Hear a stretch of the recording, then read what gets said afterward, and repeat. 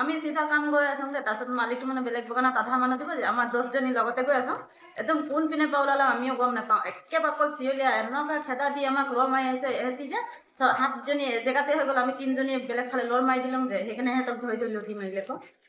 কেইজনে দুখ পাইছে 7জনীয়ে দুখ পাইছে আমি 3টাই অকল ঠিক আছোঁ বেছিকে দুখ পাইছে নেকি